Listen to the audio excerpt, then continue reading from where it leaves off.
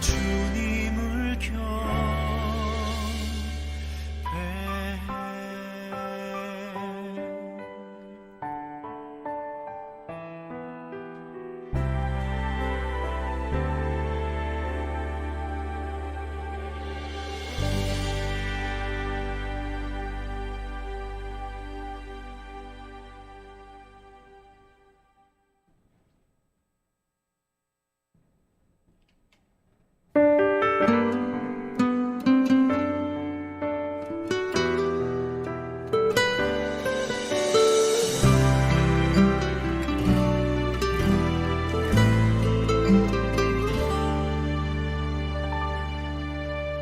슬픈 마음이 있는 자, 몸과 영혼 병든 자, 누구든지 부르시오.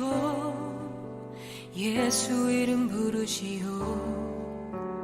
그 이름을 믿는 자, 그 이름을 부르는 자, 그가 어떤 사람이든 그는 구원하리리.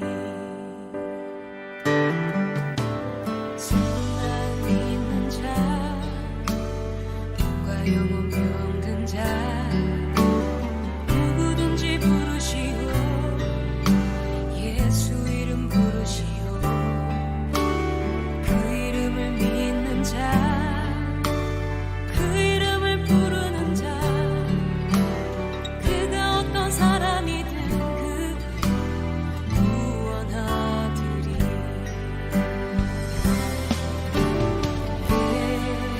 예수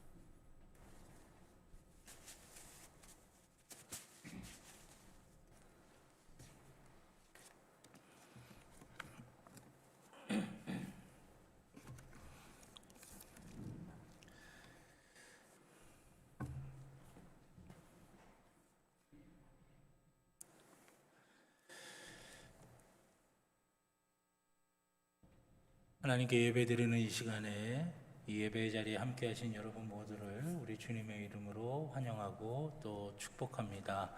우리 다 같이 옆에 있는 분들하고 예배드리기 전에 먼저 좀 사랑의 인사 나누셨으면 좋겠습니다. 우리 주님의 이름으로 사랑하고 존경하고 축복합니다 하시면서 우리 옆에 있는 분들하고 함께 인사 나누시겠습니다.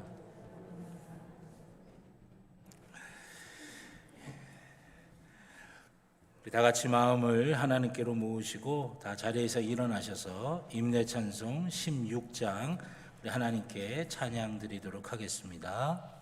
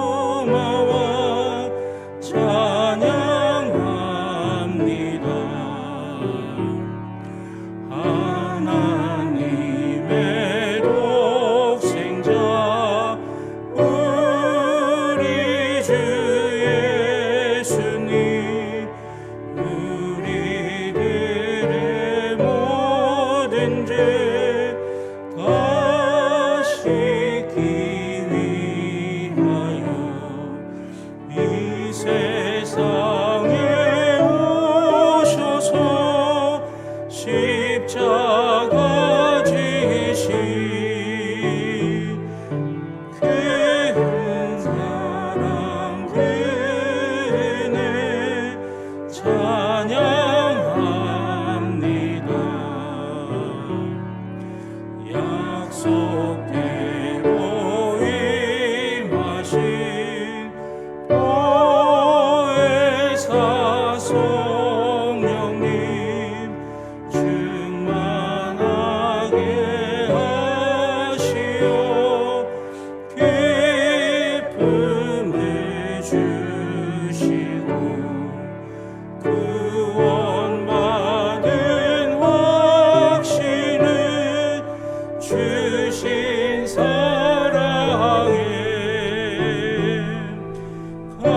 감사하며 찬송해 드리옵니다. 아멘.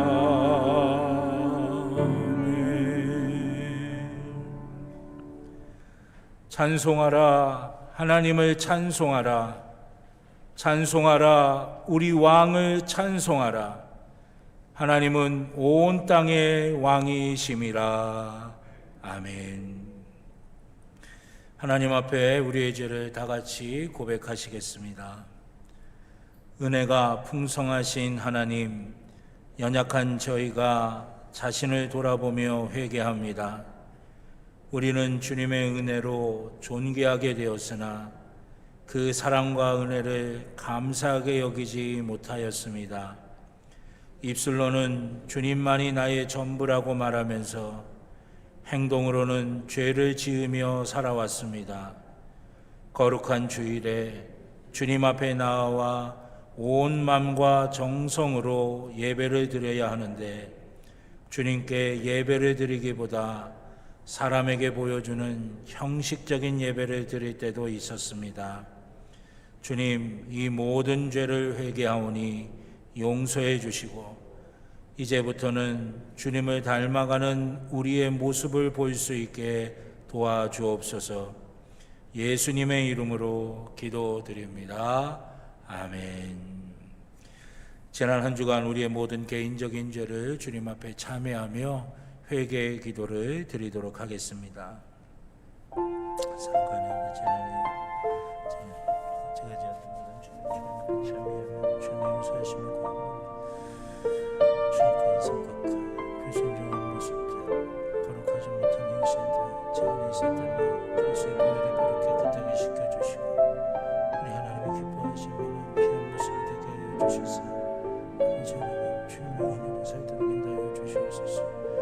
은혜 아니면 살 수 없으니 주여 죄 비싼 여겨주시고 용서하시면 여겨주시고 용서하시면 제가 못하게 하소서. 은혜로서 귀한 모습을 믿습니다. 주옵소서. 우리를 용서하시는 하나님의 말씀을 들으시기 바랍니다. 생명의 율례를 지켜 행하여 죄악을 범하지 아니하면 그가 반드시 살고 죽지 아니할지라. 아멘. 교독문 12번 시편 19편의 말씀을 교독하시겠습니다. 교독문 12번 시편 19편의 말씀을 함께 교독하시겠습니다. 하늘이 하나님의 영광을 선포하고 날은 날에게 말하고 밤은 밤에게 지식을 전하니 언어도 없고 말씀도 없으며 들리는 소리도 없으나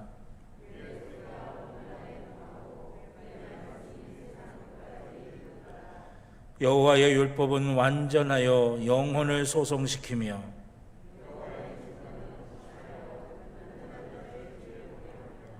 여호와의 교훈은 정직하여 마음을 기쁘게 하고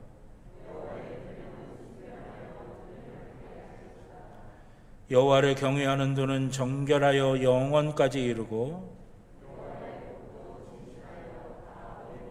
함께합니다.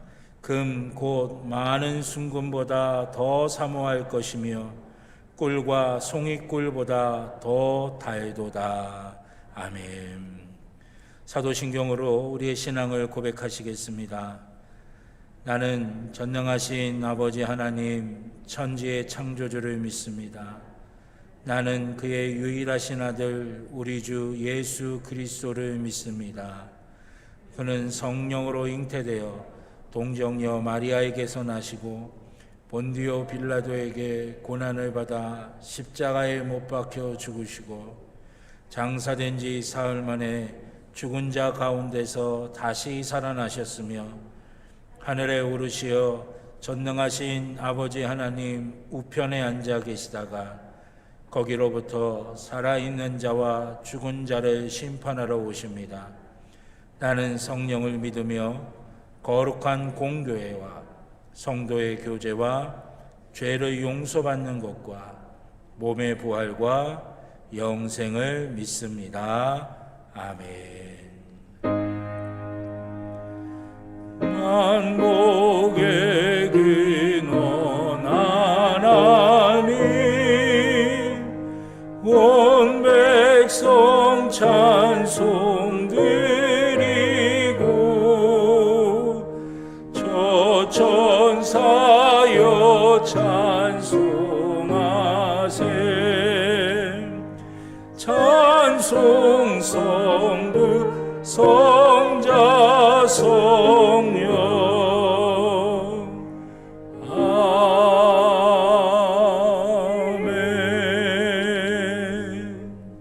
아멘. 자리에 앉아주시기 바랍니다. 이인호 장로님 기도하시겠습니다.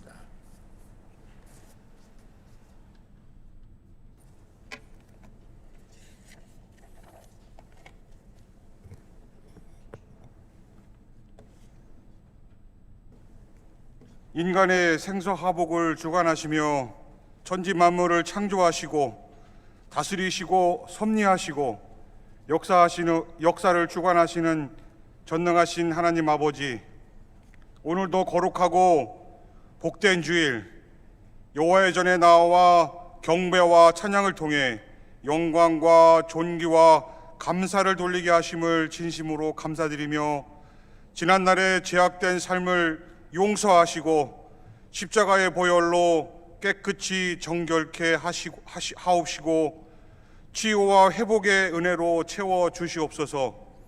보훈의 달을 맞아 나라와 민족을 위해 목숨을 바치신 분들의 고귀한 희생을 생각하고, 또한 믿음의 선한 싸움을 싸우신 믿음의 선진들을 본받아 새롭게 변화하여 하나님의 선하시고 기뻐하시고 온전하신 뜻을 이루게 하시고, 긍휼과 자비로우신 하나님께 돌아와 싸매어 어루만져 주시는 하나님을 신뢰하며 새벽 빛같이 땅을 적시는 늦은 비같이 주시는 힘과 능력으로 빛의 자녀들같이 행하여 복음의 선한 도구로 사용되어 구원의 은혜로 영혼을 구원하는 귀한 생명을 감당케 하여 주시옵소서. 너희 묵은 땅을 기경하여 의인은 믿음으로 살아가는 삶이 되게 하시옵고, 이제 일어나 빛을 발하게 하시고 여호와를 알고 찾아 하나님의 나라와 의를 위하여 살아 하나님께 영광을 돌리며 영화롭게 살아가게 하여 주시옵소서. 오늘도 말씀을 선포하시는 목사님께 성령으로 기름 부으시사 충만한 은혜를 주시옵고, 선포되어지는 말씀에 아멘 할렐루야로 풍성한 은혜로 채워 주시옵소서. 우리나라와 민족에게 하나님께서 함께 하셔서 지도자들에게 양의 무리의 본이 되게 하여 주시옵소서. 우리 교회를 세우시고 지금까지 함께 하시고 인도하심을 감사를 드립니다. 교회의 목적과 비전을 이루며 가르치고 전파하고 치유하는 교회로서 사명을 감당케 하시고, 하나님의 은혜로 모든 기관들과 직분자들을 통해 영광 받아 주시옵소서. 또한 부흥 성창케 하시옵고, 특별히 다음 세대를 기억하여 주시고 자라나는 생명들에게 복을 내려 주시옵소서. 이 시간에도 예배 자리에 함께하지 못한 사랑하는 성도님들을 기억하여 주시고, 여러 가지 사정으로 출타한 성도들에게 동일한 은혜를 베풀어 주시옵소서. 오늘도 교회와 성도들을 위하여 왼손 모르게 봉사하시는 충성스러운 종들에게 하늘의 복으로 채워 주실 줄로 믿습니다. 이 시간도 진리와 영으로 예배드리게 하시고, 사랑하는 우리 교회와 성도들의 가정과 삶 속에 하나님의 크신 사랑과 놀라우신 은혜로 함께 하시고, 영육간에 넘치는 복과 항상 건강하고 행복하고 아름답고 풍성한 선한 열매로 가득하게 하여 주시옵소서. 이 시간 구하지 아니한 모든 것도 하나님의 평강과 은혜로 채우시고 협력하여 선을 이루게 하여 주시옵소서. 할렐루야. 하나님 감사합니다. 이 모든 것을 하나님께 영광을 돌려오며 예수님의 이름으로 기도드리옵나이다. 아멘.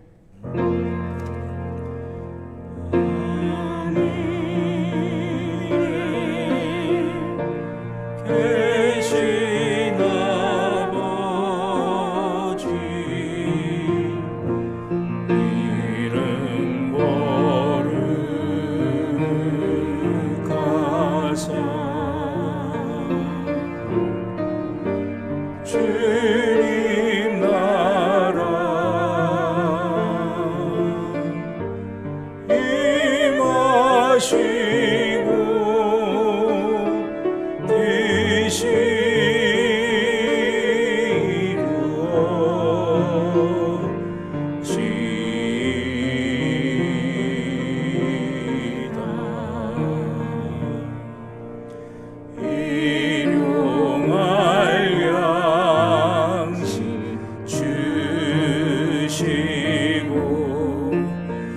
우리들의 큰 죄 다 용서하옵시고 또 시험에 들게 마시고 악에서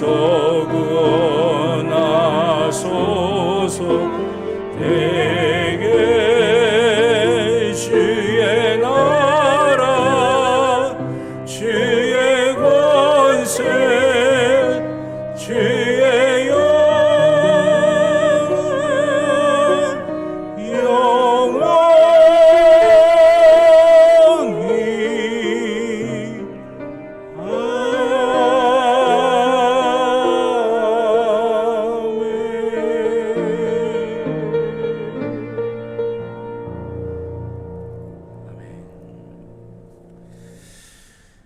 오늘 우리에게 주신 하나님의 말씀은 구약성경 에스더서 3장 1절로 6절의 말씀입니다.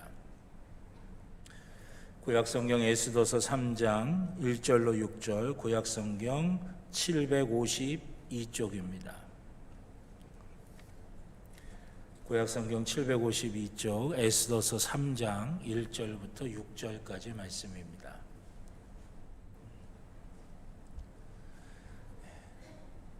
제가 한 절, 여러분들이 한 절 교독하시고 마지막 6절은 함께 봉독하도록 하겠습니다. 제가 먼저 하나님의 말씀 봉독합니다. 그 후에 아하수에로 왕이 아각 사람 함무다다의 아들 하만의 지위를 높이 올려 함께 있는 모든 대신 위에 두니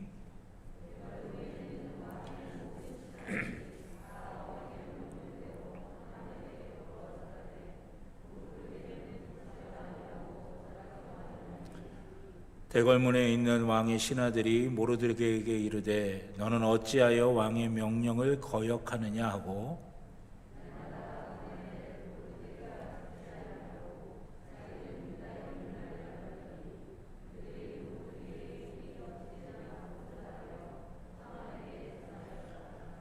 하만이 모르드게가 무릎을 꿇지도 아니하고 절하지도 아니함을 보고 매우 노하더니 그들이 모르드게의 민족을 하만에게 알림으로 하만이 모르드게만 죽이는 것이 부족하다고 생각하고 아하수에로의 온 나라에 있는 유다인 곧 모르드게의 민족을 다 멸하고자 하더라. 아멘. 기도드리겠습니다. 사랑과 은혜의 아버지 하나님 감사합니다. 지난 한 주간도 주님의 은혜 안에 저희들을 지켜보호하여 주셨다가 오늘 이렇게 주님의 날, 이 복된 날 주님 앞에 나와 주님께 영광 돌리며 예배 드릴 수 있도록 인도하여 주시니 감사를 드립니다. 주님, 이 땅의 삶을 살면서 때로는 저희가 넘어질 때도 있고 때로는 상처받을 때도 있고 때로는 두려워하며 어쩔 줄 몰라 할 때도 있습니다. 그 우리의 모든 연약함을 주님 앞에 예배 드리는 이 시간에 주님 앞에 내려놓사오니 아버지 하나님 예수 그리스도의 보혈의 피로 다 깨끗이 씻겨주시고 하나님이 주시는 은혜와 능력이 우리 가운데 충만하게 임하게 하여 주시옵소서. 은혜를 사모하며 달려나온 주의 자녀들입니다. 아버지 하나님 은혜 부어주시고 이 예배 시간에 축복받게 하여 주시고 능력받게 하여 주셔서 세상에 나가 승리하며 살아가는 귀한 주의 자녀들이 되게 하여 주시옵소서. 주님, 부족한 종의 입술에 성령의 기름을 부어주셔서 사람의 말이 아닌 하나님의 말씀을 증거하게 하여 주시옵고, 사랑하는 성도들의 심령마다 함께하여 주시사 하나님의 말씀이 하나님의 말씀으로 들려지는 귀한 복과 은혜가 있게 하여 주시옵소서. 감사드리며 예수님의 이름으로 기도드렸습니다. 아멘. 할렐루야, 할렐루야. 오늘 예배하는 이 시간에 하나님께서 하늘문을 활짝 열어주셔서 하나님께 예배하는 우리 모두 가운데 하나님의 크신 은혜와 또 크신 능력과 크신 축복이 임할 줄로 믿습니다. 이 가슴에 손을 대고 함께 고백하시겠습니다. 나는 하나님의 복입니다. 아멘. 내가 가는 길은 복된 길이고 내가 앉는 자리는 복된 자리입니다. 아멘. 예배는 회복입니다. 예배는 능력입니다. 예배는 축복입니다. 아멘. 오늘 이 예배 가운데 우리 하나님 함께 하셔서 우리의 영과 우리의 마음과 우리의 육신 위에 치유와 회복과 능력과 또 하나님의 복으로 채워주시는 은혜가 충만하게 임할 줄로 믿습니다. 사랑하신 여러분, 우리는 이제 내일부터 여러분들이 대신방 받으실 때 내신 기도의 제목을 가지고 21일 동안 함께 하나님 앞에 간절하게 기도하는 시간을 가지려고 합니다. 저희 교회는 사실 상반기에 40일, 하반기에 40일 특별 새벽 기도회를 늘 매년마다 진행을 하고 있습니다. 이번에 대신방을 하면서 하나님께서 제게 마음에 감동을 주셨는데, 코로나 때문에도 힘들고 또 사회적으로 경제적으로 또 사람하고의 관계 속에서도 여러 가지로 힘이 들고, 특별히 이 거친 광야 같은 세상 속에서 하나님을 믿는 믿음의 사람으로 하나님의 자녀로서 살아간다는 게 그렇게 쉽거나 녹록하지가 않은 그 상황 속에서 어떻게 하면 하나님의 기쁨을 드리고 어떻게 하면 하나님께 순종하면서 어떻게 하면 하나님의 뜻대로 살아가는 삶을 살까 몸부림치는 우리 성도님들의 그 마음과 그 믿음이 그 기도의 제목 속에 이렇게 다 담겨져 있는 것 같은 그런 마음을 제가 받았어요. 그래서 제가 내신 기도 제목을 놓고 기도하다가 하나님께서 이걸 가지고 특별히 좀 우리가 집중적으로 좀 기도해야 되겠다라고 하는 생각을 마음에 주셔가지고, 예전에는 없던 21일 동안 우리가 세일회라고 21일 동안 우리가 여러분들 대신방 때 내신 그 기도 제목을 가지고 함께 집중적으로 기도하는 시간을 가지려고 합니다. 그래서 제목도 승리하는 삶 세일의 특별 새벽 기도회를 정했어요. 우리가 하나님이 주신 은혜로 믿음의 자녀로서 승리하는 삶을 살 수 있도록 하나님의 은혜와 하나님의 능력이 임하는 축복의 시간이 될 수 있기를 주님의 이름으로 축원합니다. 출애굽할 때 이스라엘 민족이 애굽에서 탈출할 때 그 광야에서 여러 가지 위기가 있었습니다. 그 위기의 순간에 이스라엘 민족은 기도하는 회막을 따로 정하고 그곳에 나가 하나님 앞에 기도함으로 그 위기의 순간들을 이겨낼 수가 있었어요. 하나님의 언약궤를 블레셋에게 뺏길 정도로 하나님 앞에 불순종하고 이방인 섬기고 우상을 섬겼던 그런 이스라엘 민족이 미스바에 모여서 하나님 앞에 회개하고 하나님 앞에 금식하며 간절하게 기도할 때 하나님께서는 그들에게 다시 은혜를 베풀어 주시기도 하셨어요. 야곱이 자기 고향집을 떠나서 정처 없이 헤매일 때 그 두려운 순간에 베델에서 몸부림치며 하나님을 구하고 하나님께 기도할 때 하나님께서는 야곱을 만나 주셨고 그 야곱에게 내가 너와 함께 할 것이다 약속하셨습니다. 저는 21일 이 특별 새벽 기도의 기간이 그렇게 우리 하나님에게 응답받는 축복의 시간, 응답의 시간이 되시기를 주님의 이름으로 축원합니다. 우리가 믿음으로 사는 삶을 우리가 승리하며 산다는 것, 그게 참 우리 신앙생활에 있어서 중요합니다. 그러면 우리가 믿음으로 사는 삶을 승리한다는 게 무엇이냐? 그것은 우리가 하나님께서 우리를 당신의 자녀로 부르셨거든요. 하나님께서 우리를 당신의 자녀로 부르신 그 목적이 있어요. 아무런 이유 없이 그냥 한번 심심하니까 우리를 부르셨다, 이게 아니죠. 하나님이 우리를 당신의 자녀로 부르실 때, 수많은 사람들 중에서 우리를 당신의 자녀로 부르실 때는 하나님이 우리를 향하신 계획이 있었고 하나님께서 우리를 향하신 목적이 분명하게 있었다고 하는 것입니다. 그래서 우리가 믿음의 사람으로서 승리하며 살아간다는 것은 하나님이 우리를 부르신 그 목적을 우리가 온전하게 이루며 살아가는 것이다 라고 말할 수가 있는 것입니다. 여러분, 자동차가 아무리 화려하게 아무리 비싼 것으로 치장을 해도요, 그 자동차의 본질은 뭐냐면 안전하게 운행하는 거죠. 안전하게 운행하는 거예요. 자동차가 여러 가지 비싼 걸로 가득 그냥 치장을 했는데 막상 운전을 하니까 핸들이 막 자기 마음대로 돌아가요. 브레이크를 밟아도 브레이크가 듣지 않고 서질 않습니다.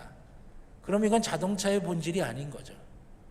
겉의 모습이 낡았어도요, 자동차가 시동이 걸리면 제대로 시동이 걸어서 엑셀을 밟으면 출발을 하고 핸들을 움직이는 대로 자동차가 안전하게 움직이고 브레이크를 밟으면 안전하게 서는 거, 이게 자동차의 본질이라고 하는 거예요.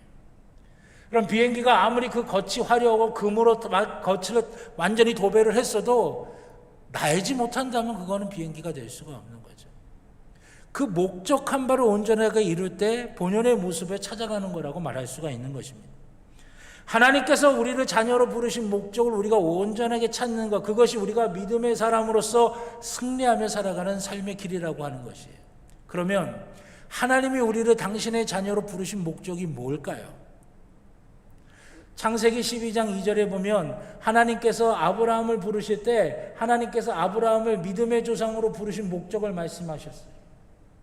뭐라고 말씀하셨냐면, 하나님께서 아브라함을 이제는 믿음의 조상이 되도록 아브라함을 부르셨는데 내가 내 민족을 정말 거대한 민족이 되게 만들 것이야. 그리고 내가 내 민족에게 적과 꿀이 흐르는 약속의 땅을 허락해 줄 것이야. 이렇게 아브라함에게 약속하셨습니다. 그런데 여러분, 그거는 그 창세기 12장 2절에 있는 것을 이루기 위한 하나님의 약속이에요. 그 창세기 12장 2절에 뭐라고 말씀하십니까? 하나님께서는 너는 이제부터 복이 될 거야 라고 그렇게 말씀하셨어요. 복이 될 거야. 느낌이 팍 오게 말씀드리면, 너는 내 복을 네가 받고 네가 누리고 그것뿐만이 아니라 네 주변에 있는 모든 사람들이 그 복을 알 수 있게 만드는 축복의 통로가 되게 만드는 것, 그게 하나님이 아브라함을 믿음의 자녀로 부르신 목적이라고 하는 것이죠. 우리도 동일하게 하나님께서 그렇게 부르셨어요. 아브라함을 부르신 하나님은 지금도 우리를 그렇게 해서 부르셔서 우리가 이 예배의 자리에 함께하고 있다라고 하는 것이죠. 그냥 이유 없이, 목적 없이, 그냥 아무런 그런 이유도 없이 우리를 부르신 게 아니에요. 하나님께서는 우리가 하나님의 복을 풍성하게 받고 거기에서만 머무는 것이 아니라 그 복을 내 주변의 사람들이 하나님의 복이 이런 거구나, 하나님의 복은 이렇게 해서 받는 거구나, 야, 하나님의 복이 이렇게 기가 막히는구나, 그거 알 수 있게 만들려고 우리를 하나님께서 당신의 자녀로 부르셨다라고 하는 것이에요. 그 목적을 우리가 온전히 이루는 것이 우리가 믿음의 자녀로서, 믿음의 사람으로서 승리하는 삶인 것이다 라고 하는 것입니다. 그래서 앞으로 4주 동안, 그러니까 지금서부터 7월 첫째 주 주일까지, 맥주감사절이죠. 맥주감사절인 7월 첫째 주 주일까지 이 에스더서의 말씀을 가지고 축복의 통로라고 하는 주제로 4주 동안 하나님의 말씀을 살펴보고자 합니다. 오늘은 그 첫 번째 시간으로 에스더서 3장 1절로 6절의 말씀을 가지고 아름다운 흔적이 있습니까? 라고 하는 제목으로 말씀의 은혜를 나누고자 합니다. 예배하신 은혜 놓치지 않고 다 풍성하게 받는 귀한 모습 되시기를 주님의 이름으로 축원합니다. 성경에는 축복의 통로로 살아간 우리 믿음의 선배들, 믿음의 영웅들이 등장을 합니다. 방금 전에 말씀드렸던 아브라함 같은 사람이죠. 아브라함은 어디를 가든지 간에 하나님의 은혜와 복을 자신이 받고 자신만 받을 뿐이 아니라 주변에 있는 사람들에게 그 은혜와 복을 전하는 축복의 통로로서의 삶을 살았어요. 얼마나 그것이 대단했던지 그 당시 그 지역의 왕이었던 사람이 아브라함을 직접 찾아와서 내가 가만히 보니까 하나님이 너와 함께 하시는 것 같아. 하나님이 너를 복 주시고 너와 같이 있는 사람들도 다 복을 주시는 것 같아. 그러니까 야 우리 친하게 지내자. 아브라함에게 와서 그 왕이 먼저 손을 내밀면서 친하게 지내자고 요청할 정도로 아브라함은 하나님의 축복의 통로로서의 삶을 살았던 것입니다. 우리가 오후 예배 때 창세기 말씀을 쭉 나누고 있는데 요즘 요셉에 대한 이야기를 나누죠. 그 요셉을 봐도 마찬가지 아니겠습니까? 요셉이 어디 있든지 간에 하나님은 그 요셉을 축복하셨고 요셉으로 말미암아 그 모든 주변에 있는 사람들이 형통하도록 만들어 주셨어요. 요셉이 종으로 팔려가도 그 요셉 때문에 그 주인의 집이 하나님께서 형통하게 하시는 것을 누리게 되었어요. 요셉이 억울하게 모함을 받아 감옥에 들어가도 요셉 때문에 그 감옥이 형통하게 되도록 하나님이 만드셨어요. 요셉이 애굽의 총리가 되었어도 그 요셉 때문에 7년의 가뭄 속에서도 애굽뿐만이 아니라 주변에 있는 모든 사람들이 요셉으로 말미암아 살 수 있도록 하나님께서 만들어 주셨다라고 하는 것입니다. 축복의 통로로서 삶을 살아가는 거예요. 여러분, 이러한 축복의 통로로서 살아가는 삶의 모습은 오늘 읽은 에스더서에서도 우리가 발견하게 됩니다. 에스더서에는 에스더와 모르드게라고 하는 두 사람이 거의 주인공처럼 등장을 합니다. 근데 이 두 사람을 통해서 바사 즉 페르사의 포로로 잡혀온 수많은 유대인이 하나님의 구원의 손길과 은혜를 경험할 수 있게 만들어 주셨다라고 하는 것이에요. 앞으로 4주 동안 이 에스더와 모르드게를 통해서 우리가 어렵고 힘든 이 시대에 우리가 어떻게 축복의 통로로서의 삶을 살아가며 하나님의 은혜와 복을 우리가 받고 누리고 거기서 끝나는 것이 아니라 그 은혜와 복을 주변에 증거하고 전하며 살아가는 삶의 모습을 가질 수 있을까 살펴보고자 합니다. 우리가 먼저 에스더서를 전체적으로 먼저 살펴보면 이 에스더서는 전체가 10개의 장으로 구성되어 있는 하나님의 말씀입니다. 이스라엘 민족들이 멸망하고 난 다음에 이스라엘 백성들이 이제는 포로가 되어서 세계 각국으로 흩어져 있는 디아스포라 시대에 특별히 바사, 페르시아라고 하는 지역에 포로가 되어서 끌려왔던 사람들, 그 사람들의 이야기입니다. 당시 그 바사 페르시아의 왕은 아하수에로 왕이었고 그 왕비는 와스디라고 하는 아주 이쁜 여인이었던 것 같습니다. 이 왕이 자기 부인이 이쁘니까 잔치를 베풀면서 자랑하고 싶어서 이 왕비를 잔치 자리에 오라고 청했어요. 근데 이 왕비가 너무 이쁘면 하여튼 도도해서 그런가? 하여튼 왕이 불렀는데도 그걸 거절합니다. 안 가겠다고. 그 왕이 뿔따구가 나가지고 그 왕비를 폐위시켜 버렸어요. 그리고 나서 이제 새로운 왕비를 이제 선출해야 되는데 그 새로운 왕비가 되는 자리에 전혀 예상치 못했던 부모를 잃어버리고 사촌 오빠 모르드게의 집에 얹혀 살고 있었던 에스더라고 하는 그 여인이 왕비로 선출되게 됩니다. 그리고 나서 지나서 하만이라고 하는 사람이 갑자기 왕 바로 밑 신하들 중에 백성들 중에 최고의 높은 자리에 올라가게 됩니다. 그러니까 모든 신하들이 그 하만에게 머리를 수그리고 무릎을 꿇고 조아리면서 그를 경배하고 그한테 굽신굽신 되는 거예요.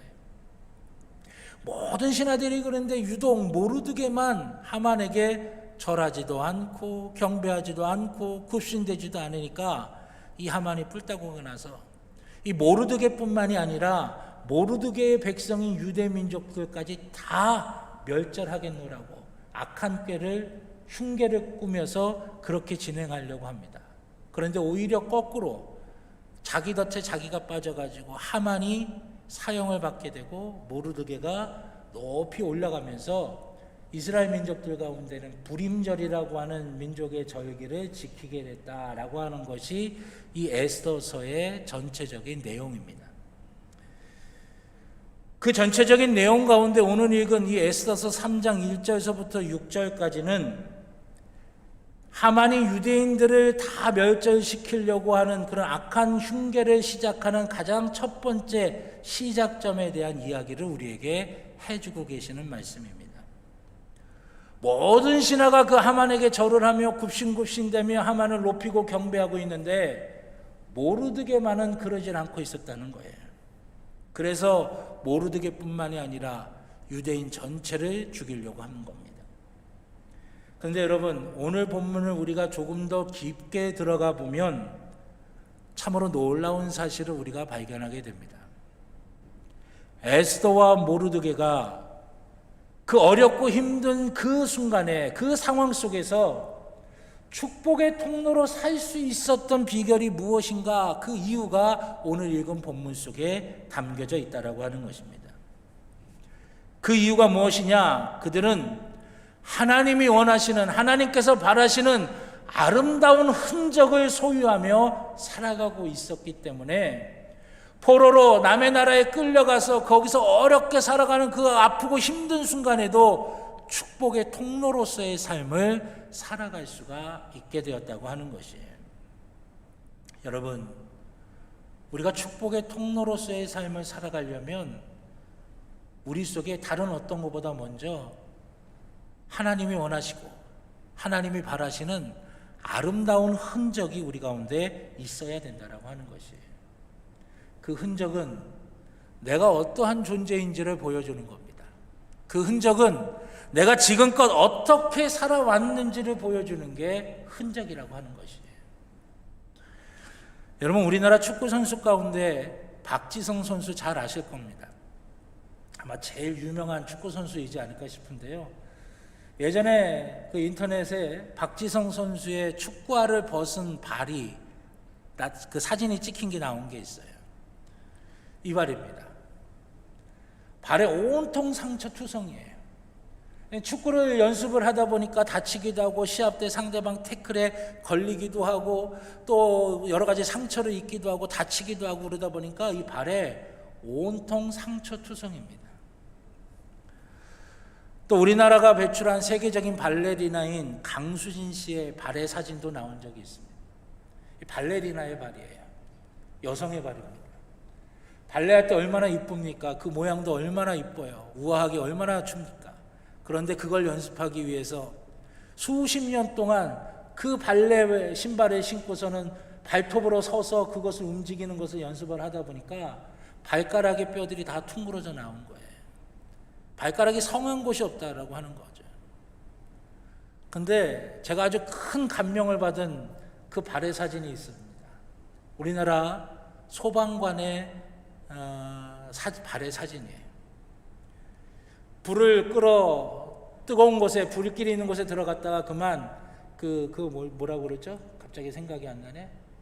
스티로폼에 불이 붙었는데 그게 발등에 이렇게 떨어졌대요. 근데 이게 꺼지질 않아가지고 발등 전체가 화상을 입은 겁니다. 축구 선수로서, 발레리나로서, 또 소방관으로서 살아온 모든 것이 고스란히 담긴 흔적 아니겠습니까? 바로 흔적은 이와 같은 겁니다. 내가 어떻게 살아왔는지, 내가 어떤 존재인지를 보여주는 게 우리의 삶에 새겨진 흔적이라고 하는 것이에요. 갈라디아서 6장 17절에 보면 사도 바울이 이렇게 고백을 합니다. 내가 내 몸에 예수의 흔적을 지녔노라. 그렇게 고백을 해요. 여러분, 이 말씀은 갈라디아서 6장 앞부분과 연결지어서 생각해야 되는데, 갈라디아서 6장 1절에서부터 10절까지는 그리스도인으로서 우리가 어떻게 살아야 하나님의 축복의 통로로서의 삶을 살 수 있는가를 증거하면서 11절부터는 진정한 축복의 통로가 되는 삶은 외적인 할례, 즉 종교적인 행위 이전에 자신의 몸, 즉 자신의 삶에 예수의 흔적을 지닌 사람이 되어야 한다라고 사도 바울이 고백을 하면서 자기의 이야기를 하는 거예요. 내가 내 몸에 예수의 흔적을 가졌노라. 내 삶에, 지나온 내 삶 속에서도 지금껏 살아온 나의 정체성을 봐도 내 삶에는 예수의 흔적이 담겨져 있노라. 그렇게 고백을 하고 있는 거예요. 어떻게 그 흔적이 생깁니까? 사도 바울이 살아오면서 복음을 증거하고 하나님의 뜻에 순종하고자 하고 하나님 기뻐하시는 대로 살고 내가 축복의 통로로서의 살려고 몸부림치며 그렇게 하다 보니까 나도 모르는 사이에 내 몸, 즉 내 삶에 예수님의 흔적이 새겨져 있더라. 그 얘기를 하고 있는 것이에요. 이 예수의 흔적을 지닌 이 사도 바울이 축복의 통로로서 자신이 하나님의 복을 받고 누리는 것뿐만이 아니라 주변에 있는 사람들에게 하나님의 복을 증거하고 전하며 누리도록 만들 수 있는 그런 존재로서의 삶을 살아갈 수 있게 됐다라고 하는 것입니다. 그러게 여러분, 우리가 축복의 통로로서의 삶을 살아가려면 우리 가운데 반드시 있어야 되는 것이 있는데, 그것이 뭐냐면 예수의 흔적이 우리에게 있어야 된다라고 하는 것이에요. 그러면 흔적은 어떻게 우리 가운데 생겨날 수 있겠습니까? 마태복음 7장 13절로 14절의 말씀입니다. 마태복음 7장 13절로 14절의 말씀 함께 읽겠습니다.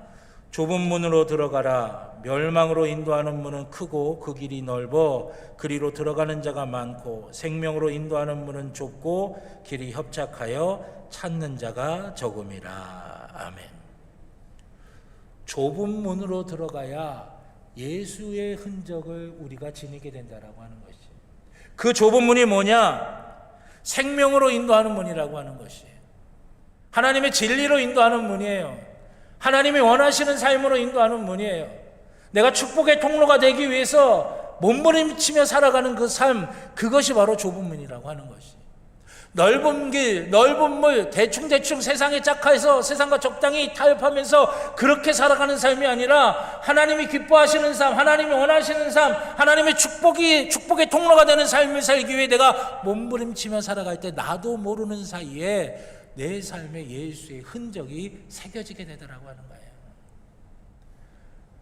우리 둘째가 아장아장 이제 발걸음 막 배우기 시작할 때 모처럼 제가 시간을 내 가지고 우리 가족들과 함께 이제 하루 놀러를 갔는데, 어디를 갔냐면 여기 가까운 단양에 갔어요. 단양에 뭐가 동굴이 유명한데 어떤 동굴을 갔냐면 노동 동굴을 갔어요. 저는 그 동굴 이름이 왜 노동인지 참 의아해했는데, 정확하진 않지만 제 나름대로 생각해 보면 제가 거기 들어갔다 나오니까 알겠더라고요. 엄청 힘들어요. 엄청. 이게 우리나라 동양 최대의 수직 동굴이라고 하는데, 수직 동굴은 뭐냐면 옆으로 길게 평탄하게 되어 있는 동굴이 아니라 위에서 아래로 수직으로 생긴 동굴이라는 거죠. 그러니까 막 산악 등반하듯이 내려갔다 올라갔다 뱅뱅뱅뱅 돌았다 다니는 통로도요, 사람 하나 겨우 지나갈 만한데, 그걸 우리 둘째가 이제 막 아장아장 걸음을 이제 배울 때니까 제가 안고서 거기에 지나가야 되니까 얘가 다칠까봐 막 몸을 베베꼬면 섞어서 하듯이 그렇게 정말 힘들게 거기에 통과했어요.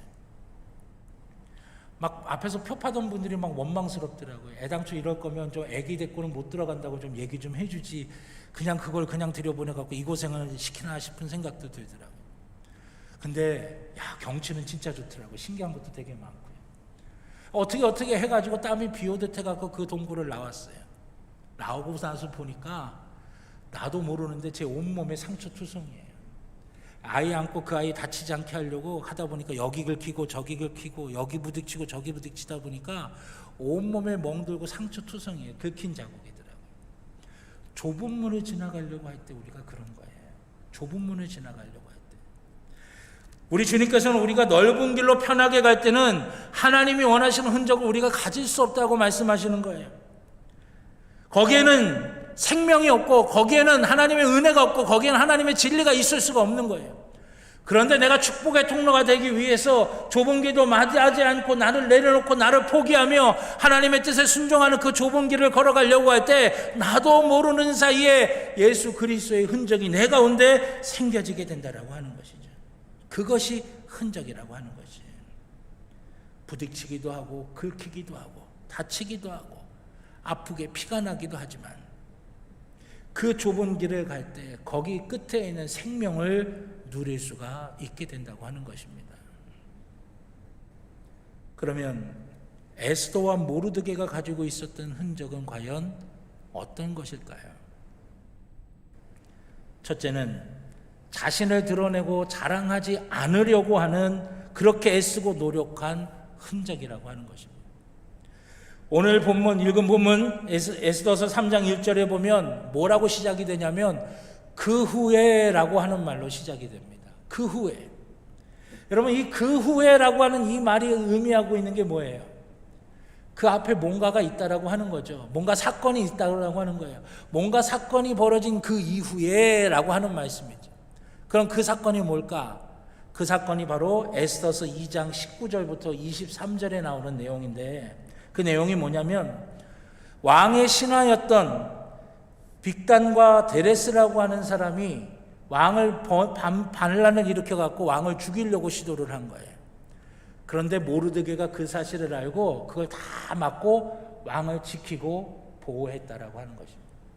그러니까 반란을 잠재운 거죠. 왕의 생명을 구한 거예요. 얼마나 대단한 일을 한 겁니까? 그런데 그런 일이 있고 난 후에 어떤 일이 벌어지느냐, 바로 이어서 3장 1절서부터 말씀이 나오는데, 모르드게가 높은 벼슬을 얻거나 아주 큰 상을 받거나 그런 게 아닙니다. 엉뚱하게도 아각 사람 하만이 높은 위치에 올라가게 된 거예요. 왕의 목숨을 구한 건 모르드게였는데 모르드게는 까맣게 잊혀지고 아각 사람 하만이 높은 위치에 올라가고 벼슬을 얻고 많은 사람들이 그 앞에서 굽신굽신대는 그 위치에 올라가게 됐다라고 하는 것이에요. 요즘 같았으면 어땠을까요? 난리 났을 겁니다. 아니, 내가 이렇게 했는데, 내가 이런 공을 세웠는데 날 무시해? 나를 제껴놔? 그리고 엉뚱한 사람이 올라가? 나 가만히 못 있겠어. 아마 난리가 났을 거예요. 그런데 신기하게도 에스더와 모르드게는 말 한마디 하지 않습니다. 자신을 드러내려고 하는 어떤 것도 하질 않아요. 땀을 흘리며 애쓰며 수고한 공로 인정받지 못하는 것 같습니다. 도둑 맞은 것 같아요. 다른 사람이 약삭빠르게 내 공로, 내 수고 다 잽싸게 채간 것 같습니다. 이럴 때 마음이 어떻겠어요? 씁쓸하죠. 아프죠. 괴롭죠. 그러나 여러분, 이때 우리가 어떻게 하느냐가 중요한 것이, 내 안에서 일어나는 감정대로 내가 다 하는 것, 그게 중요한 게 아닙니다. 하나님의 살아계심을 우리가 믿는다고 한다면 내 안에서 일어나는 감정대로 했을 때 결국은 나도 손해요, 다른 사람들은 손해요, 다 손해가 될 수밖에 없어요. 그러나 우리가 기도하면서 하나님의 은혜를 구하고 하나님의 역사하심을 구하며 하나님의 때를 기다리는 인내가 있을 때 하나님께서는 그것을 하려고 몸부림치는 우리 속에 자연히 뭐가 생기냐, 흔적이 생기는 것을 하나님이 보게 되신다라고 하는 것이에요. 그리고 진짜 중요한 사실은 세상은 다 잊어버리고 사람들은 다 잃어버려도 세상에 한 사람은 기억해요. 한 분은 기억해요. 누가 기억하시느냐? 하나님이 기억하신다라고 하는 것이에요. 하나님이 기억하시고 하나님께서 우리에게 그걸 갚아주시려고 준비하고 계시고 하나하나 다 복되게 갚아주신다라고 하는 것입니다. 그게 에스더서에 나와요. 에스더서 6장으로 가보면요, 어떤 이야기가 있냐면 6장 1절과 2절에 보면 그 아하수에로 왕이 갑자기 밤에 잠을 못 자는 겁니다. 잠을 못 자는 거예요. 잠을 못 자니까 너무나 괴로워 죽게 된 거죠. 그래갖고 신하를 불러서 역대일기를 읽어달라고 이야기합니다. 역대일기라고 하는 게 뭐냐면 왕궁에서 일어났던 모든 일들을 적은 거예요. 우리나라로 따지면 조선왕조 실록 같은 거죠. 왕궁에서 일어난 모든 일들을 기록한 거예요. 신하가 역대일기를 갖고 와서 그것을 딱 펼쳐서 읽는데 하필 펼친 부분이 뭐냐면 모르드게가 반역이 일어났을 때 왕의 목숨을 구하고 그 반역을 잠재운 일, 그것을 신하가 읽는 거예요. 여러분, 우연일까요? 모르드게가 재수가 좋아서일까요? 아니죠. 하나님이 준비하신 거예요. 하만이 모르드게와 유대인들을 멸절시키려고 하는 그 결정적인 순간에 그 왕이 잠을 못 이루게 만들고 하필 읽으라고 한 것이 역대기 일기이고 그 역대기 일기에서 펼쳐진 것이 모르드게가 왕의 생명을 구한 그 일을 가장 결정적인 순간에 그 왕이 귀로 듣게 만드신 거라고 하는 것입니다. 우리 하나님이 이렇게 일하시는 거예요. 내가 손해를 본 것 같고 내 공로가 잊혀진 것 같은 순간에도 내 안에서 일어나는 감정대로가 아니라 믿음으로 내가 어떻게 하면 축복의 통로가 될까, 내가 몸부림치면서 그러면서 내 안에 흔적이 생긴 그 사람들을 하나님은 불꽃 같은 눈동자와 강한 팔로 놓치지 않고 보고 계셨다가 가장 결정적인 순간에 하나님이 펼쳐 보여주시는 능력의 손길로 가장 복되게 만들어 주신다라고 하는 것입니다. 사랑하신 여러분, 이 은혜가 우리 가운데 있기를 주님의 이름으로 축원합니다. 하나님의 흔적이 우리 가운데 새겨져서 불꽃 같은 눈동자와 강한 팔로 지키시는 하나님이 여러분, 우리 가운데 그 예수의 흔적이 생기면요, 하나님은 우리를 놓칠 수가 없어요. 여러분, 자녀가 어디 가서 상처가 생기거나 흔적이 생겨갖고 돌아오면 다른 사람은 몰라도 누구는 아냐? 부모는 기가 막히게 아는 거예요. 그게 몸의 상처나 흔적이 됐든 아니면 마음의 상처나 흔적이 됐든 자녀에게 그런 일이 있으면 누가 제일 민감하게 아느냐? 부모가 제일 민감하게 아는 거죠. 영적인 부모 되신 우리 하나님께서도 우리를 바라보실 때 그렇다라고 하는 것이에요. 내가 주님의 뜻에 순종하고 하나님의 뜻대로 하려고 축복의 통로가 되려고 몸부림치며 흔적할 때 하나님은 그거 놓치지 않고 바라보고 계시면서 우리를 위해 갚아주시려고 준비하고 계시고 계획하고 계시면서 가장 결정적인 순간에 하나님께서 움직이신다라고 하는 것입니다. 그 은혜가 우리 모두 가운데 있기를 주님의 이름으로 축원합니다. 두 번째는 하나님의 뜻에 순종하기 위한 결단의 흔적이 있었다고 하는 것입니다. 아까도 말씀드렸지만 아각 사람 하만이 왕 다음 가는 가장 높은 위치에 오르게 되니까 많은 사람들이 그 앞에 무릎을 꿇고 머리를 조아리며 굽신굽신 됐는데 모르드게만은 그러지 않았다고 말씀을 드렸어요. 왜 그랬을까요? 하만이 자기 공을 가로챘기 때문에? 아니면 모르드게가 교만했기 때문에 그랬을까요? 성경은 이 이유에 대해서 아무 말도 없습니다. 다만 성경은 하나의 힌트를 우리에게 주는데 하만이라고 하는 사람과 모르드게라고 하는 사람을 소개하는 내용이에요. 하만과 모르드게를 어떻게 소개하느냐? 아각 사람 하만과 유대인 모르드게라고 소개를 하는 거예요. 그저 하만과 모르드게 이렇게 소개해도 될 것인데 굳이 아각 사람 하만과 유대인 모르드게라고 설명을 하는 거예요. 아각 사람이기 때문에 유대인이기 때문에 그 앞에서 머리 조아릴 수 없었다라고 마치 이렇게 말씀하시는 것처럼 아각 사람 하만과 유대인 모르드게라고 말씀하시는 거예요. 아각이 뭡니까?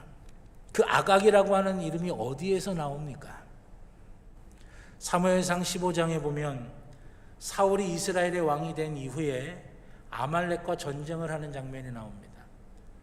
그런데 그 아말렉과 전쟁하는 장면 가운데 하나님께서 유독 사울 왕을 불러다가 명령을 하세요. 아말렉의 모든 것을 남기지 않고 다 진멸하라고 하는 것이에요. 근데 사울 왕이 전쟁에서 이기고 보니까 그 아말렉 사람 중에 똑똑한 놈도 있고 쓸만한 놈도 있고 그냥 그 마음에 쏙 드는 놈들도 있고 그 아말렉 사람들이 가지고 있는 것 중에 보니까 비싼 것도 있고 좋아 보이는 것도 있고 아주 그냥 쓸모 있는 것도 있어 보이는 거예요. 그러니까 그런 것들 싹 남겨두고 나머지 것만 다 없애버렸어요. 하나님이 진노하신 거예요. 사무엘 선지자를 보내서 사울 왕을 야단에 칩니다. 사울 왕이 회개를 해요. 그러면서 사무엘 선지자를 통해 아말렉 족속의 왕을 죽이라고 말씀하십니다. 그 아말렉 족속의 왕이 사울 왕과 화친을 맺었거든요. 그러니까 이제 괜찮겠다고 거만하면서 쓱 나오다가 사무엘 칼에 단칼에 죽임을 당하게 돼요. 근데 그 죽임당한 아말렉 왕의 이름이 바로 아각입니다. 그러게 여러분, 아각 사람 하만 그러면 무슨 이야기냐면 아말렉 족속인 하만이라고 하는 것이에요. 아말렉 족속인 하만과 유대인 모르드게라고 하는 것입니다. 성경은 그냥 하만이라고 이야기하지 않고 굳이 그 앞에 아각 사람 하만이라고 붙입니다. 4절에 보면 모르드게가 자신이 가만히 있어도 될 걸 자신이 왜 그 하만에게 절하지 않았던 이유를 내가 유대인이야 라고 그렇게 설명을 하는 거예요. 내가 유대인이요. 내가 유대인이기 때문에 마치 내가 유대인이기 때문에 하만에게는 내가 절할 수 없어 라고 이야기하는 것처럼 자기가 알아서 스스로 내가 유대인이요 라고 그렇게 설명하고 있다라고 하는 거예요. 모르드게가 하만에게 절하지 않은 것은 개인적인 감정이 있어서나 아니면 그가 교만해서 무릎을 꿇지 않은 게 아닙니다. 아말렉이라고 하는 존재는 하나님의 자녀인 모르드게가 무릎을 꿇고 그 앞에 절을 하며 경배할 수 없는 존재였기 때문에 그렇던 거예요. 도대체 아말렉이 어떤 존재였기에 모르드게는 그 하만에게 무릎을 꿇을 수가 없었던 것일까? 성경은 아말렉은 하나님께서 멸절하기를 원하시고 하나님께서 대대로 싸우시는 존재라고 말씀하고 있어요. 사무엘상 15장 3절 사울 왕에게 하나님께서 하신 명령이죠. 지금 가서 아말렉을 쳐서 그들의 모든 소유를 남기지 말고 진멸하되 남녀와 소아와 젖먹는 아이와 우양과 낙타와 나귀를 죽이라 하셨나이다. 신명기 25장 19절입니다. 너는 천하에서 아말렉에 대한 기억을 지워버리라. 너는 잊지 말지니라 말씀하십니다. 출애굽기 17장 16절은 이렇게 말씀하십니다. 가로되 여호와께서 맹세하시기를 여호와가 아말렉과 더불어 대대로 싸우리라 하셨다 하였더라. 아멘. 근데 여러분 오해하시면 안 됩니다. 하나님께서 아말렉이라고 하는 한 물리적인 그 민족을 미워하시고 그들을 진멸하라, 그 말씀의 의미가 아니에요. 이건 우리가 영적인 의미로 해석할 수 있어야 됩니다. 왜 하나님께서 아말렉이 멸절되기를 바라셨을까? 왜 하나님께서 아말렉과 대대로 싸우신다고 말씀하셨는가요? 아말렉이 한 짓이 있어서 그래요. 이스라엘 민족이 애굽에서 탈출해서 약속의 땅으로 갈 때 그 광야를 지나는 순간들 속에 이스라엘 민족 가운데 약하고 힘이 없는 사람들이 뒤에 쳐졌어요. 그럼 아말렉이요, 그 사람들을 공격하는 겁니다. 그럼 이스라엘이 조금 진행할 만하다가 수도패서 뒤에 와서 그 약한 사람들을 보호해야 돼요. 그리고 조금 가다 보면 또 아말렉이 뒤에 쳐진 사람들을 공격합니다. 아주 치사하게 군 거죠. 그럼 또 이스라엘이 와서 또 그 사람들을 지켜야 돼요. 그러니까 하나님이 주신 약속의 땅에 도무지 갈 수 없도록, 멈춰서도록 가지 못하게 방해하고 막는 겁니다. 그래서 광야에 머물러다가 거기서 사라지게 만들려고 계속해서 반복적으로 그런 일들을 하고 있었다고 하는 것이에요. 그렇기 때문에 여러분, 아말렉은 어떤 존재냐? 우리로 하여금 하나님의 약속의 성취를 이루지 못하도록 방해하는 존재예요. 아말렉은 하나님의 말씀대로 살고 그 말씀을 전하며 사는 우리를 자꾸만 넘어뜨리려고 하고 주저앉게 만들려고 하고 실패하게 만들려고 하는 존재예요. 아말렉은 우리의 발을 자꾸만 걸어 넘어뜨려서 하나님의 약속의 땅에 우리가 들어가지 못하도록 만드는 존재가 바로 아말렉과 같은 존재라고 하는 것이에요. 그렇기 때문에 여러분, 하나님은 어떤 한 민족 아말렉이 아니라 하나님의 백성이 하나님의 백성답게 하나님의 뜻을 이루고 하나님의 말씀에 순종하며 약속의 땅에 거하는 그런 삶을 방해하는 그 어떤 것도 우리 가운데 남겨두지 말라고 하는 것이에요.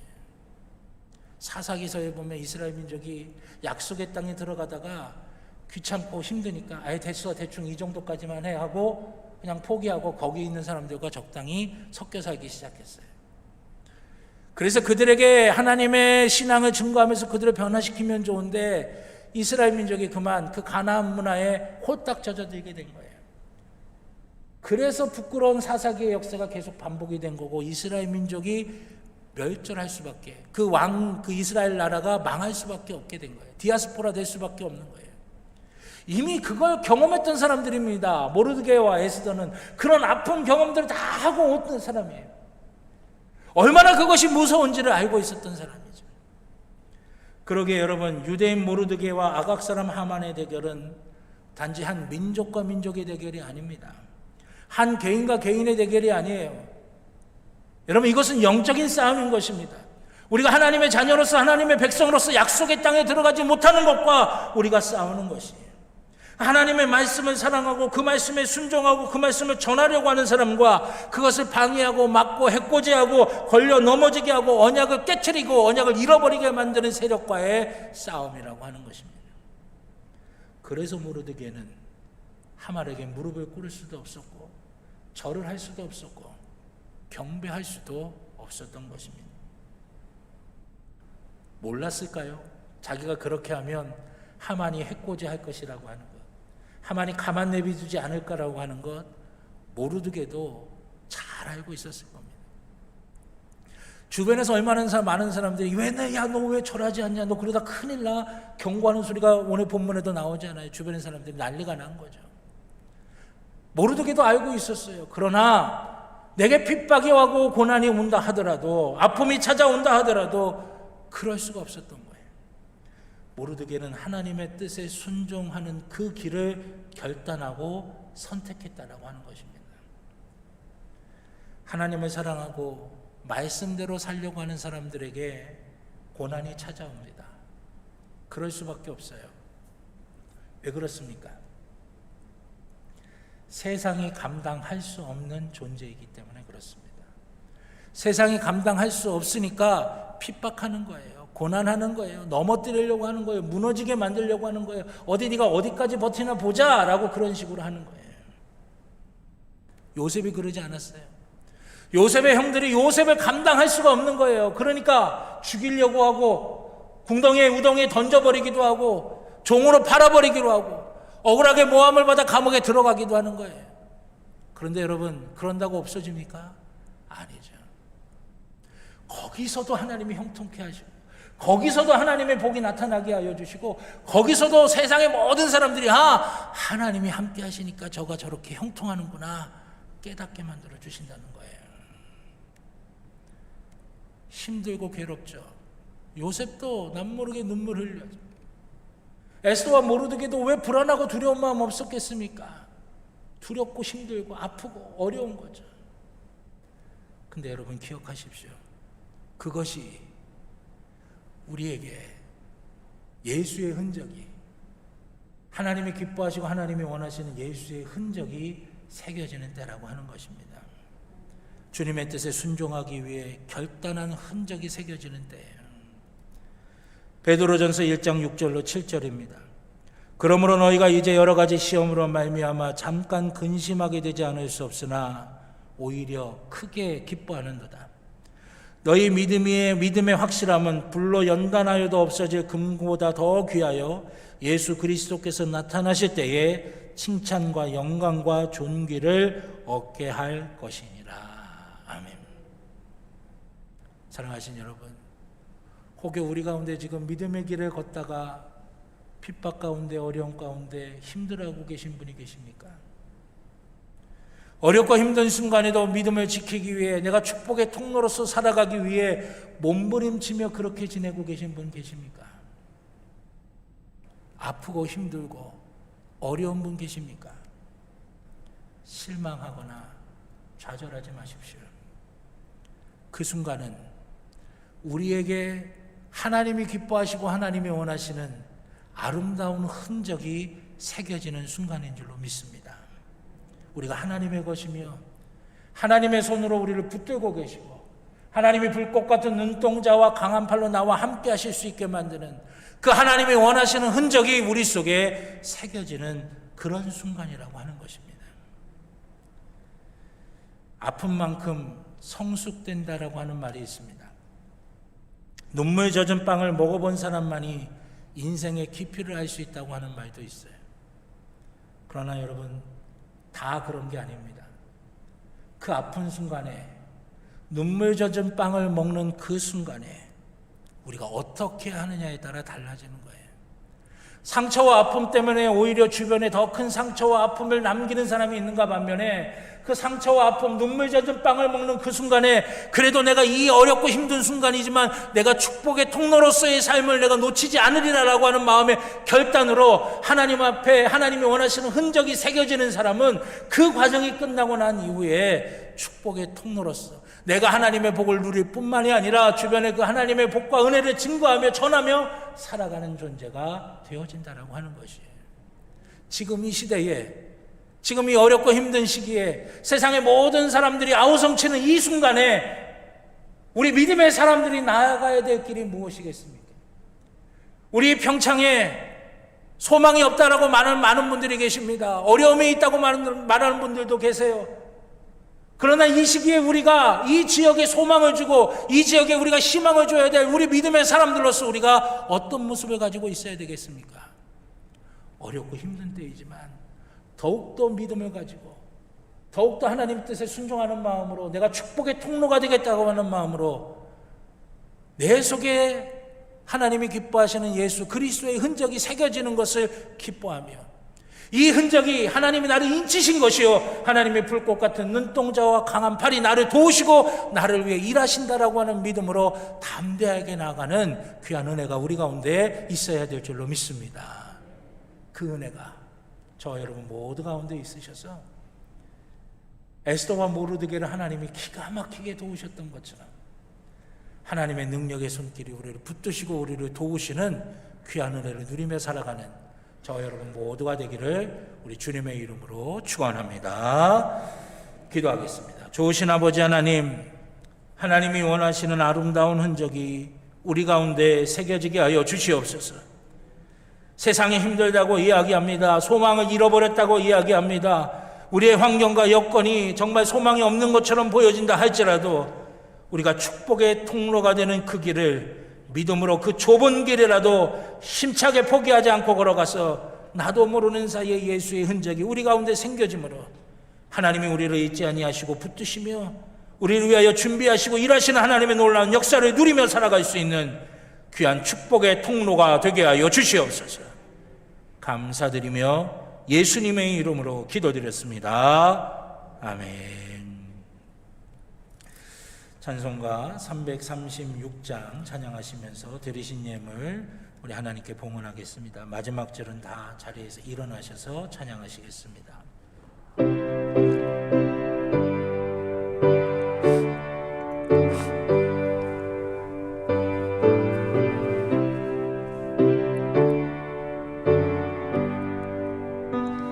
환난과 핍박 중에도 성도는 신앙 지켰네. 이 신앙 생각할 때에 기쁨이 충만하도다. 성도의 신앙 따라서 죽도록 충성하겠네. 옥중의 외인 성도나 양심은 자유 얻었네. 우리도 고난 받으며 죽어도 영광 되도다. 성도의 신앙 따라서 죽도록 충성하겠네. 성도의 신앙 본받아 원수도 사랑하겠네.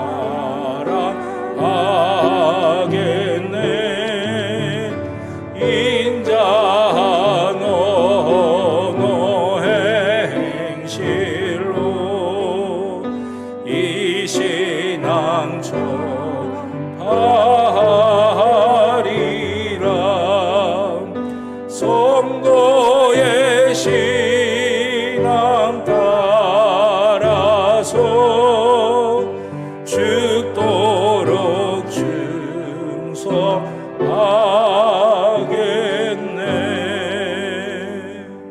아멘.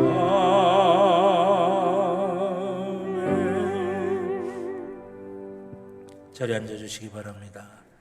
드리신 예물을 위해 기도드리겠습니다.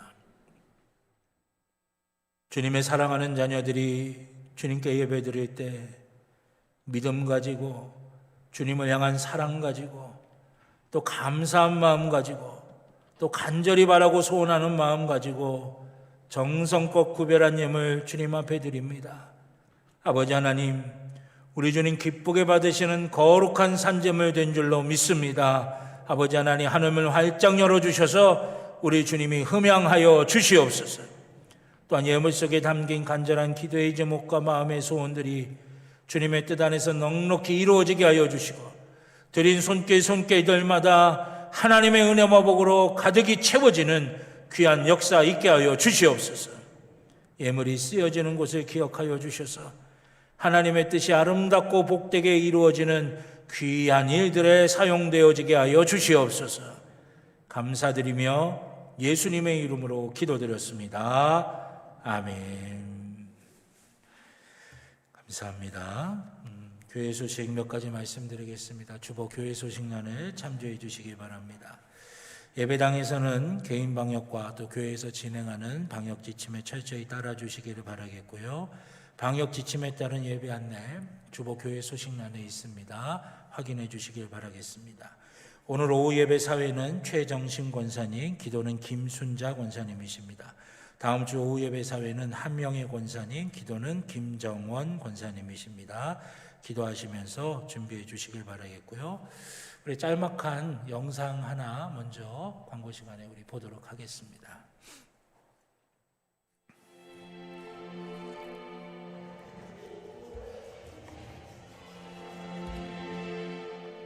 때때로 답답한 상자가 저를 둘러싸고 있다고 느껴져요.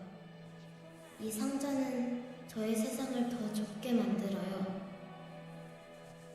이 상자의 이름은 배고픔, 병에 걸리는 것, 더러운 물, 학교를 그만두게 되는 것, 그리고 가난과 힘들게 일하는 것이에요. 이것이 제가 갇힌 상자, 바로 매일 제가 보는 현실입니다. 하지만 만약 사랑의 빵이 이곳에 찾아온다면 음식, 깨끗한 물, 학교, 병원이 필요한 곳에 찾아온다면 그리고 사랑의 빵이 나에게도 찾아온다면 사랑의 빵은 모두에게 맛있는 음식을 주고 깨끗한 물을 주고 학교를 만들어주고 건강한 마을을 만들어줄 거예요.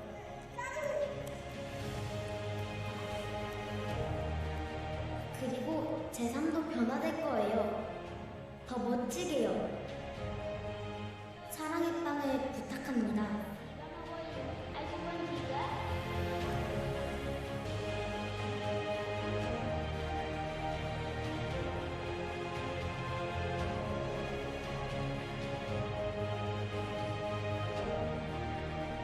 저는 꿈이 있어요. 변호사가 될래요. 저는 꿈을 포기하지 않을 거예요. 작은 동전이 저에겐 어둠 속에서 보이는 작은 빛이 되어줄 거라 믿어요. 작은 동전, 큰 희망.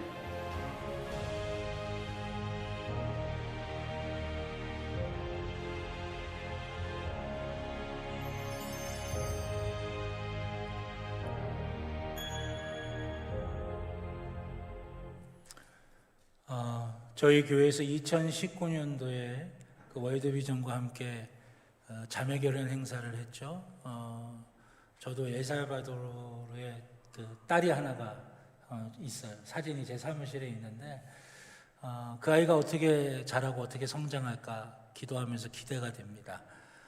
예전에 섬겼던 교회에서는 IT에 지진이 났을 때 거기와도 한 100여 명의 아이들과 자매결연을 맺어서 이렇게 도왔던 그런 기억이 있습니다. 사랑의 빵 저금통은 저희 교회에서 전통적으로 해왔던 아주 아름답고 복된 일입니다. 여러분들, 우리의 작은 동전 하나가 한 아이의 생명을 구하는 것뿐만이 아니라 그 아이가 바르고 온전하게 자라서 또 선한 영향력을 끼칠 수 있는 아이로 성장하게 만들 수 있는 좋은 일들을 하는 겁니다.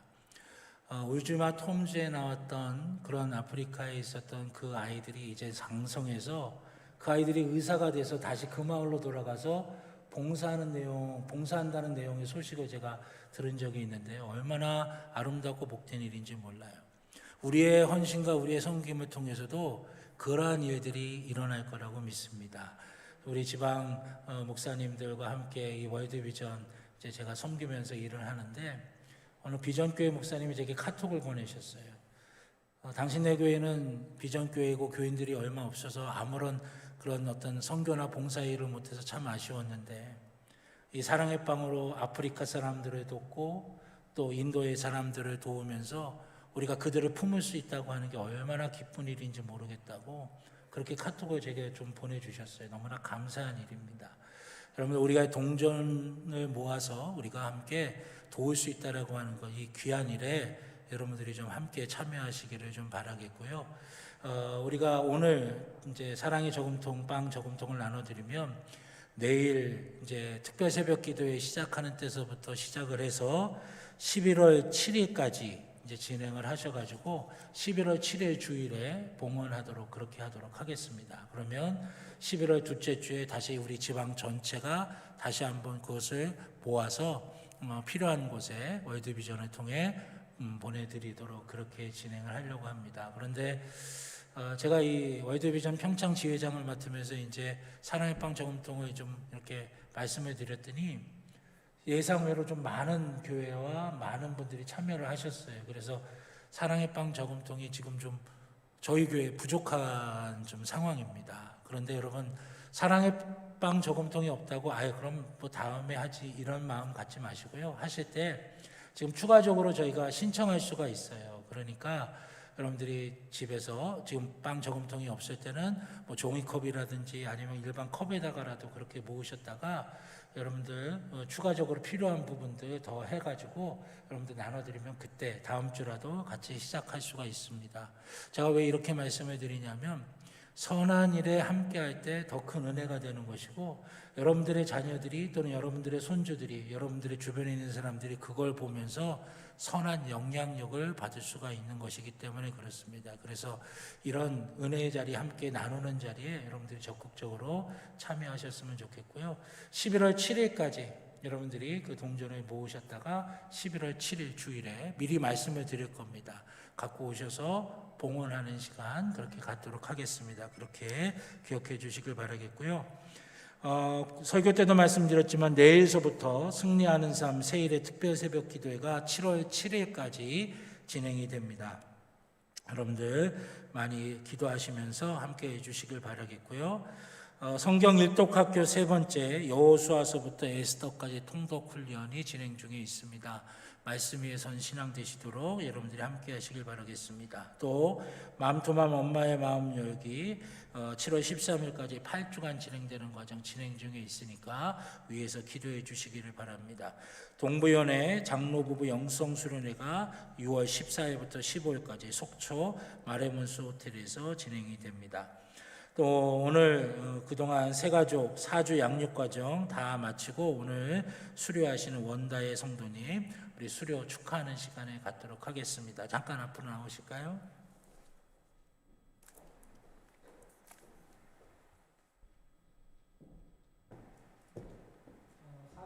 새가족 교육 과정을 잘 마치셨습니다. 하지만 시간이 없을 텐데 열심히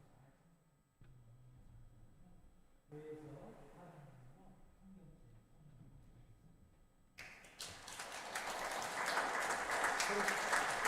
박수로 축하해 주시기 바랍니다.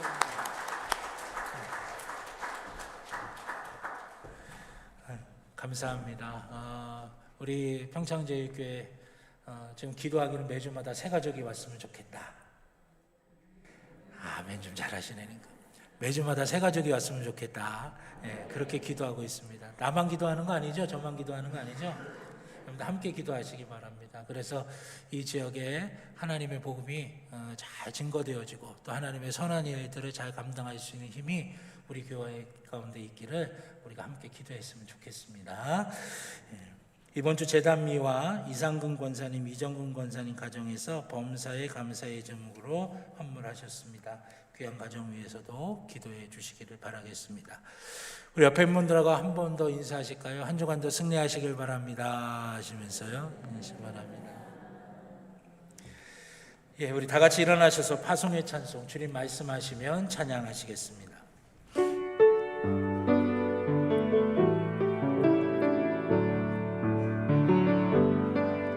주님 말씀하시며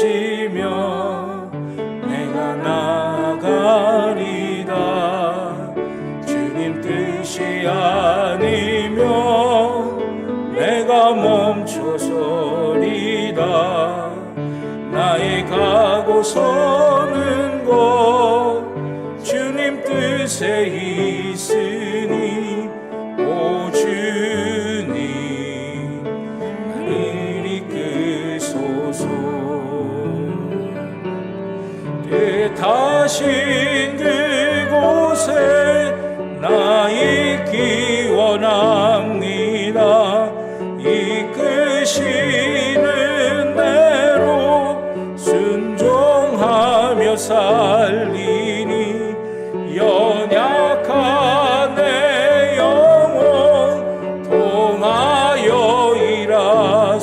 주옵소서. 주님 나라와 그 뜻을 위하여 오 주님 나를 이끄소서.